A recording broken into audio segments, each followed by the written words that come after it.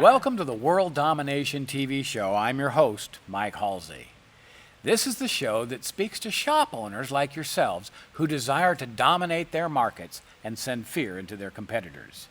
On today's show, we have three very special guests that have been instrumental in the execution of the World Domination program. My first guest is Jeff Odom of Evergreen Auto Works. Hi, thanks Mike for having me on the show today. How's the World Domination program been working for your company so far? Well, it's been working great, Mike, because we have the Apprentice program guide from Elite Pro Service. We're happy with the results. So how does the plan work? Well, it couldn't be easier because it's based on the Apprentice concept where we use experienced staff to train our new employees. I brought two of them with me today, one an apprentice named Eric and a mechanic named Matt. And when we come back, we're going to meet both of them right after this message. I say, this program is brought to you by Spam, actually. Nip it, nip hunger in the bud. Barney Fife here to tell you to eat Spam and make your whole body a weapon. And we're back. Our next guest is an automotive genius and his apprentice. Please welcome Matt Deere and Eric Higgs.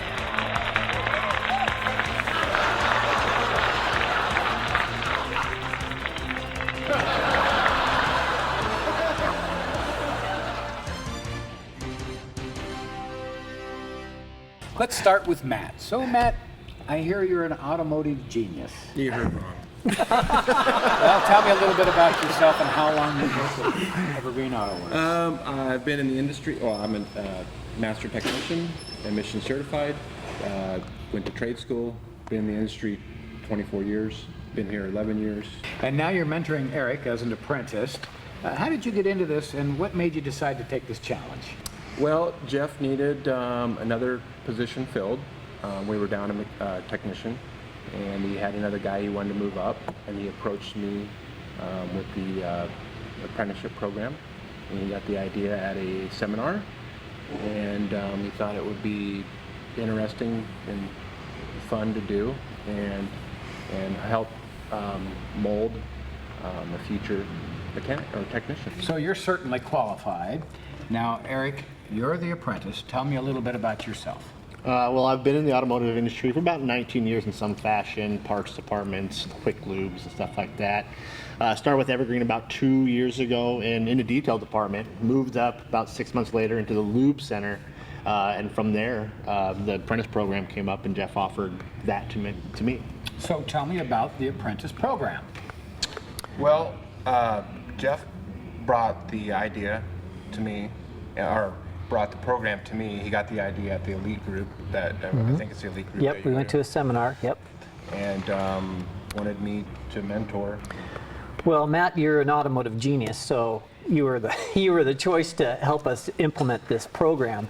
And so I remember you and I had a conversation about your legacy and about what you could bring to the industry. And when I saw this guide, because of the fact we needed an apprentice, or we actually needed a technician, that this guide would help us put apprentice in place. And so you were working in the lube shop. Yep. And so I wanted you to be an estimator. Yeah. But you turned me down. So when this guide came up and you didn't want to be an estimator or a service advisor, I felt, because we worked together and I saw your work ethic and how good of a worker you were, and your goal was to become a technician. Yep. So I thought that this would be a great deal. So I gave you guys the checklist for all the services. So how did you guys use that checklist that I gave you, and what services were on there again? There's 15 or 20 items on there, and from starting racking the vehicle, complete oil change, and then it got more detailed, brake inspections, Front end brakes, shakedown. Yeah, front end work, cooling system work, Timing belt. That's right. I remember the day you did your first timing belt. Yep. That was pretty awesome. Yep. Pretty monumental day when you did that. Yep. So when I brought you the goals, so remember we sat down and we set the goals for what timeline you were gonna get those certain things done by. Did that help you? Yeah, because it kind of gives you like I said, it's a timeline. I got to get this done at a certain, be at this milestone at a certain time, and it really does help because it kind of gives you you have to have it. No, you don't have to, but you have to have it done. Right. Just to get it through the program. Right. And so then we offered you some NAPA online training too. Yeah. And I think that was interesting about that is you did an assessment test. Did that assessment test on the NAPA training, did that kind of help you guide your learning along? Yeah. It kind of gives you a. It kinda you're gives- at this level. When you think you might be a little higher, you might think you're a little lower. And that did help. Did you take an ASE test since then? Yeah, I am G1 ASE certified, which is their basic automotive ASE certification. And are you scheduled to take other ASE tests soon? I have, I believe so. Okay. Yeah. I think you are. Yeah. You better check your records. Yeah. All right. So Matt, I'm Now curious. we didn't follow in order No. on the program. So it's too when you're difficult. talking about the checklist, Yeah, is that what you're exactly. talking about? Yeah. The checklist that I created? Yeah, because you might get stuck on one thing if you do that, to where you're waiting for that car to come in that's going to be an AC service. But when Matt would have a service, hey, come on over, we're going to go through it. Yeah, exactly. I approached it as, let's say I had some air conditioning or an AC service, and it didn't have any refrigerant in it. I showed them a couple cool tricks, how to pressurize it without even using the machine in case there's a gross leak, and then go from there and show them the whole process, procedure from start to finish, and we did that on a lot of the services, and then that way we're able to speed it along versus waiting for the next, going with the first one and going down. So we would skip around for whatever we had at the time. Right. Yeah. So whatever opportunity came in the door for a lesson, say it be an AC service or a diagnosis or a coolant change or Took the whatever. opportunity when we had it, so, Right. instead of waiting around. And so different from maybe other people's apprentice programs is where you might work in the stalls with Matt. You had your own 2 stalls. My own 2 stalls, running cars in, because I was up in the lube center, so I was still taking care of that kind of stuff. But with Matt, it was really nice having stalls next to each other. Questions, you didn't have to walk all the way across the shop. It was right next to me. So you work a bit more independently. Yeah. And then when you would get those jobs, how would Matt help you? How would say a brake fluid flush comes in, you put it in your stall. Take us through that, how that would work. Well, it's a brake fluid flush, and with Matt would show me, clean off the motors, and how to. We already knew how to rack the car. Like I said, I've been in the industry for a while, so that was something easy. But he would just, any tips or tricks he had, that was wealth of knowledge he had. And so Did he guide you through the whole process? Well, I will say the program, if it wasn't, if you got a greenhorn, someone that's completely green and doesn't have the tools and it's just starting out from scratch, then it's not going to take 6 months. It could take, I don't know, a year or more. So he had some mechanical experience. You got to have a mechanical aptitude, willingness to learn, positive attitude, and those are the traits that I saw in him. And you got to be able to accept constructive criticism. Oh yeah. Yeah. So no problem with that. And you got to have a basic set of tools, all that. So, but it made it a lot easier. So each case is going to be a case by case basis on who you're trying to mentor, first of all. So if you got someone that's not really mechanically inclined, and you probably want to leave them out early, and it just may not work. Yeah. So how did you know when you were bringing Eric on? How did you know that he had this aptitude and this Well, I already ability? talked to him before. He'd already been in the industry, and he works on his own stuff, and he has general knowledge, automotive knowledge. Yeah. So that does help. So you did an interview before you took him on? Yeah, pretty well. I worked with him for a while before we started the process, so I knew him. So it wasn't like he just brought someone in, and said, "Here you go." So Yeah. So how did you know though that he had mechanical aptitude? Because he's a detailer and he's working in the lube shop for a while. Yeah. So how did you? Was there some way you identified that he could take constructive criticism, that he kind of knew had a mechanical aptitude? Well, one thing is, it's like he was going to, you could tell him to do something, or this is a procedure that needs to be done, and he goes and does it, versus like you have to pretty much guide guide him through each process of that procedure, then that makes it, if I say, look, to press this bearing out, you need to do this and this and this. And then he's like, okay. And then he goes and does it.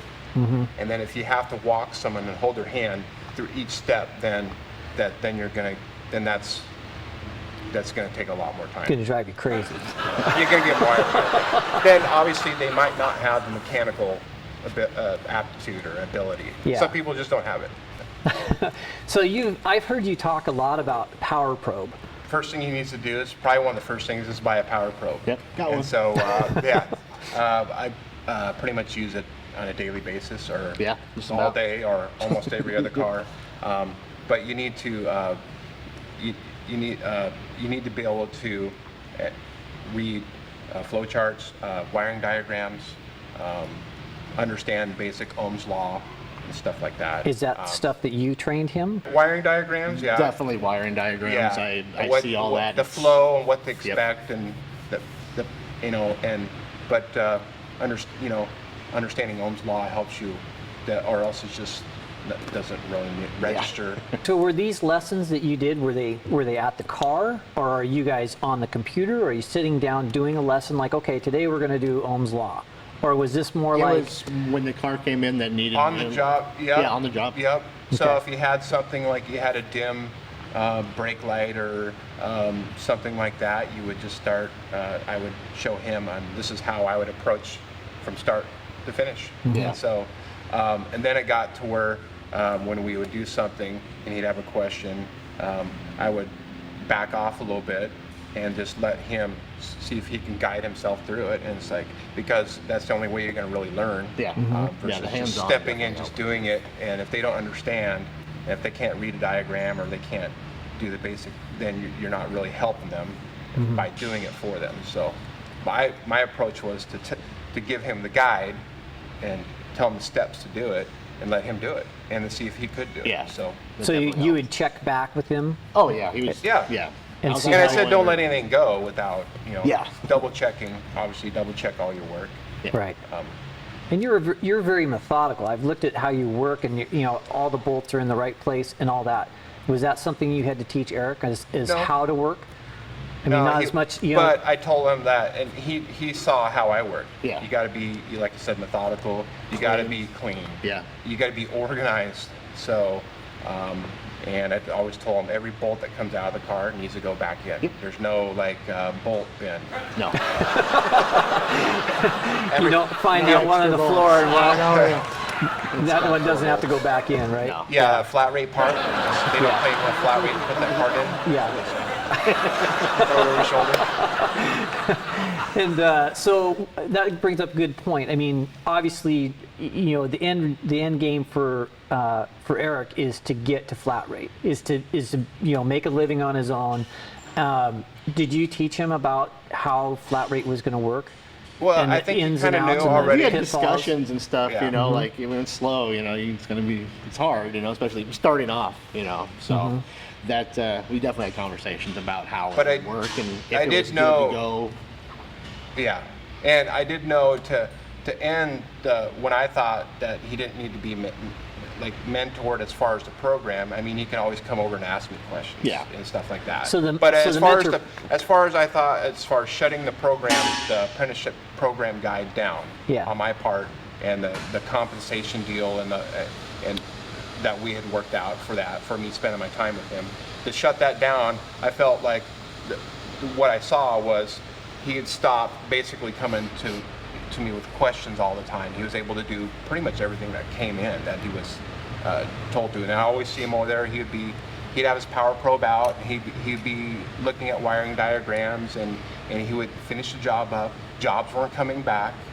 He's double checking. He's keeping a neat work area. And so then we started talking about, I would recommend that I think it's time for you to go flat rate. It's in your best interest. Yeah. You're going to make more money. Yeah. Yeah. And, you'll have more incentive. You were So- pretty happy that day. I could tell you were smiling when I came and asked, and I said, "Is it time for Eric to go to flat rate?" And you had a big smile on your face, and you said, "Yep, he's ready." I think you were pretty proud of that moment. So it appears, Eric, that you've graduated. How's it working out for you so far? Great. It's great. You know, the knowledge Matt gave me, I use almost every day. The flat rate is a lot better for myself financially, obviously, and, you know, with the family. So it's, you know, it's how much work I can put in or how much time I can put in, and I like to work. So you're happy with the Apprentice program guide? Yeah, most definitely. Like it gives you breakdown of when things should be done, when I should be expecting to be do things, you know, certification wise and everything. That helps out a lot, especially someone coming in, you know, like, should I know this or should I not know this at this point in the apprenticeship? And that really helped out. And we'll be right back right after we service this car. I say, this program is brought to you by Spam, actually. Nip hunger in the bud. Barney Fife here to tell you to eat Spam and make your whole body a weapon. And we're back. Now you know all there is to know about the Apprentice program. On behalf of Evergreen Auto Works, thanks for watching.